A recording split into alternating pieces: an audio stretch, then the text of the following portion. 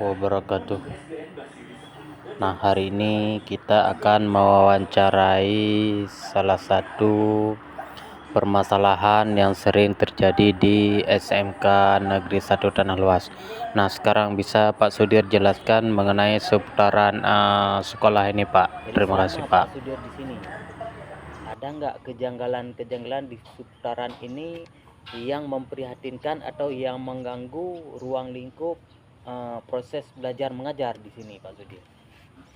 Sebelum saya menjawab, bisakah saya bertanya? Oh, boleh Pak Sudir. Di dalam pertanyaan Bapak tadi, apakah Luar. bergolong kepada yang berkaitan dengan gaib ataupun yang berkaitan dengan dunia nyata ataupun dengan dunia maya? Di dalam pertanyaan Bapak tadi, biar saya bisa menjawab satu arah. Ya, seperti itu. Ya, yang maksud saya itu Pak Sudir, itu yang umum saya tanyakan. Kalau misalnya saya nanti ada sub-subnya, babnya. Sekarang yang umumnya. Jadi saya yang umumnya mau saya tahu tingkat mana keadaan dari seputaran ruang lingkup ini yang umumnya, maupun lahir atau batin, gaib, kayak apa aja lah. Nah, yang sepengetahuan Pak Sudir saja. Karena soalnya begini, kalau misalnya yang Pak Sudir tidak tahu, itu sudah tidak usah diceritakan. Yang namanya juga tidak tahu berarti itu mengedukasi, mengada-ngada itu namanya. Berarti sedangkan kita ini mau mengupas sejarah latar belakang yang pernah kita alami di sini. Begitu Pak Sudir. Jadi untuk kejanggalan di dalam proses belajar mengajar di SMK Negeri 1 Tanah Luas ini, insya Allah itu semua menurut kita yang hadapi. Bagaimana kita hadapi? Begitu juga dengan apa yang kita terima. Setahu saya, selama saya mengajar, belajar mengajar di SMK Negeri 1 Tanah Luas ini, tidak ada kejanggalan ataupun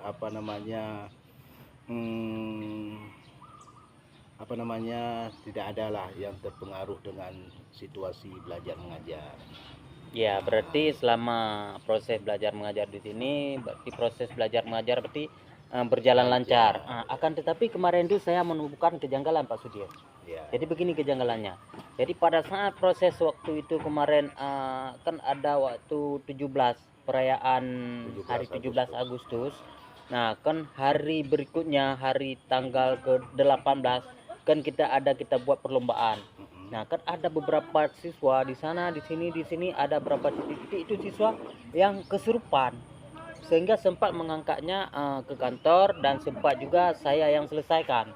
Yang pertama ceritanya waktu itu Pak Badrut, yang oleh Ustadz Badrut yang menemukan masalah itu. Nah, jadi Ustadz dengan sendirian mungkin agak kewalahan ya. Jadi dengan memanggil saya, mensuruh minta bantu gitu ya. Insya Allah saya bantu sampai selesai. Nah, di situ saya menemukan kejanggalan. Ya makanya sekarang saya menanyakan sama Pak Sudir.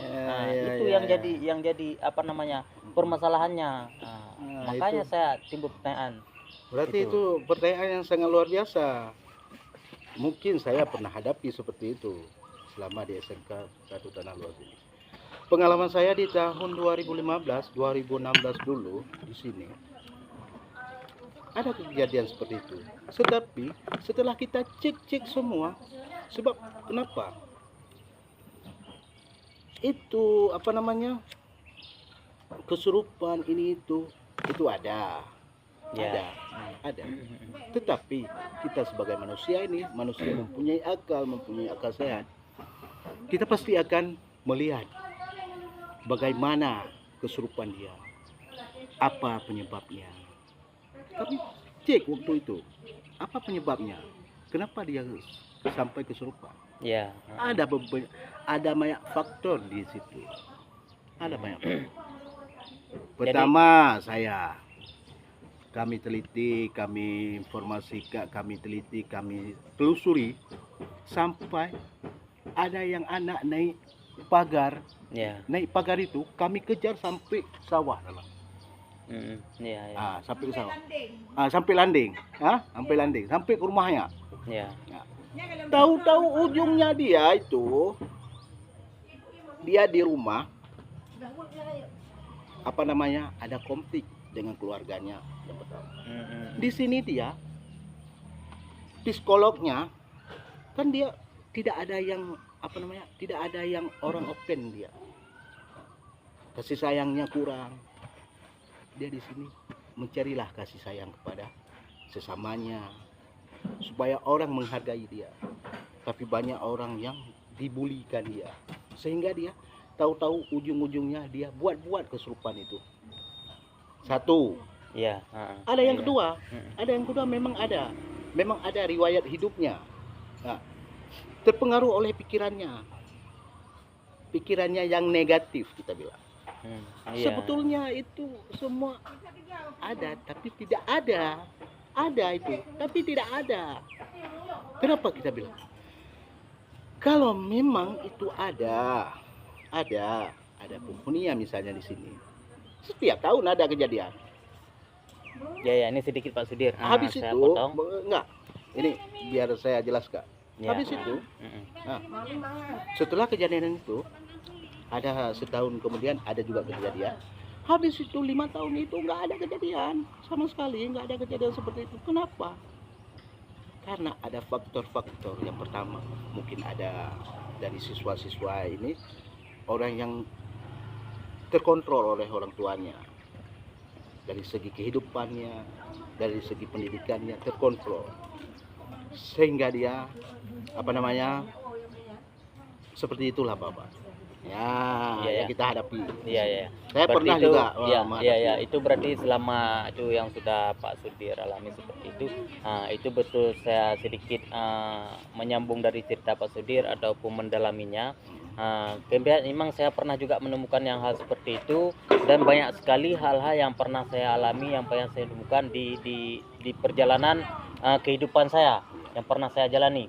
Nah, termasuk yang seperti Pak Sudir bilang benar juga, itu dikarenakan korban itu dari orang tuanya, dikarenakan mungkin Kurang kasih sayang.